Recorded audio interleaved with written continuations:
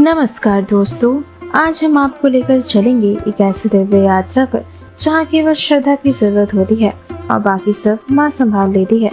यह कहानी है माता वैष्णो देवी की महिमा की, जो न केवल एक देवी की गाथा है बल्कि हर भक्त के जीवन में चमत्कार की अनुभूति है। बहुत समय पहले की बात है, धरती पर पाप और अधर्म बढ़ता जा रहा था। राक्षसों ने देवताओं और भोले भाले लोगों को तंग कर रखा था। तब तीनों महाशक्तियों माँ सरस्वती, माँ लक्ष्मी और माँ काली ने अपनी शक्तियों को एकत्र किया और एक तेजस्विनी रूप में अवतार लिया। वह देवी कोई और नहीं बल्कि माँ वैष्णो देवी थी। माँ का जन्म हुआ रत्नाकर सागर के घर एक कन्या के रूप में।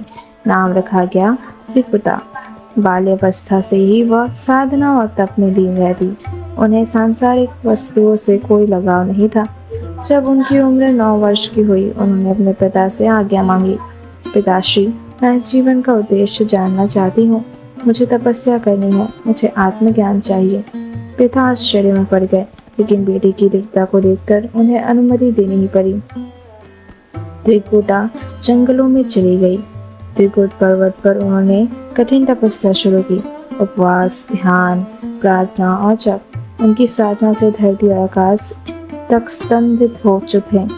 उनकी भक्ति से प्रसन्न होकर भगवान विष्णु स्वयं प्रकट हुए। भगवान विष्णु ने कहा, हे देवी, तुम कौन हो, क्या चाहती हो? त्रिकुटा ने हाथ जोड़कर कहा, प्रभु, मैं तो बस आपको पाना चाहती हूँ। आपको ही अपना जीवन साथी मानती हूँ। भगवान विष्णु मुस्कुराए, इस जन्म में नहीं, अगले कलयुग में जब मैं राम के रूप में जन्म लूंगा तब मैं तुम्हें स्वीकार करूंगा। यह कहकर भगवान अंतर्ध्यान हो गए। इसी बीच एक तक तांत्रिक और योद्धा भैरवनाथ, जो गुरु गोरखनाथ का शिष्य था, माँ त्रिकुटा की शक्ति से प्रभावित हो गया, लेकिन उसका मन दूषित था। वह माँ को पत्नी बनाना चाहता था।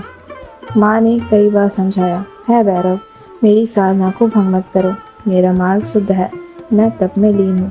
लेकिन भैरव नहीं माना। माँ त्रिकुटा त्रिकुट पर्वत से निकलकर कई स्थानों पर गई। बाणगंगा, चरण पादुका, अर्धकुंवारी, हर स्थान उनके चरणों की छाप है।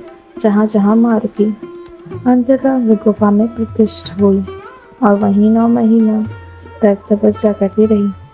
भैरवनाथ उनका पीछा करता रहा। अंत में जब माँ बाहर निकली तो चेतावनी दी, भैरव, लौट जाओ, ये तुम्हारे लिए विनाश का मार्ग है। भैरव ने फिर भी नहीं सुना। माँ ने अपना रूप बदला, एक अति क्रोधित माँ चामुंडा के रूप में, और भैरव का वध कर दिया। भैरव का सिर कटकर बहुत दूर गिरा, जहाँ आज भैरव घाटी है। लेकिन मरते समय उसने माँ के चरणों में क्षमा मांगी। माँ, मैं अज्ञानी था, मुझे क्षमा करो। माँ का हृदय करुणा से भर उठा। उन्होंने कहा, भैरव, तुमने मुझे देवी रूप में पहचाना। आज मैं से मेरे दर्शन अधूरे माने जाएंगे जब तक भक्त मेरे साथ तेरे दर्शन भी ना करें। तभी से भक्त पहले माँ के दर्शन करते हैं और फिर भैरव बाबा की। आज भी लाखों श्रद्धालु कटरा से यात्रा शुरू करते हैं। बाणगंगा से माँ के आशीर्वाद का जल लेते हैं। चरण पादुका में माँ के पैरों के निशान देखते हैं। अर्धकुंवारी में माँ की गुफा में प्रवेश करते हैं और अंततः पहुँचते हैं भव्य माँ के दरबार में। गुफा के भीतर स्थित है 3 पिंडियाँ, महाकाली, महालक्ष्मी और महासरस्वती, जो माँ वैष्णो के त्रिगुण रूप का प्रतीक है।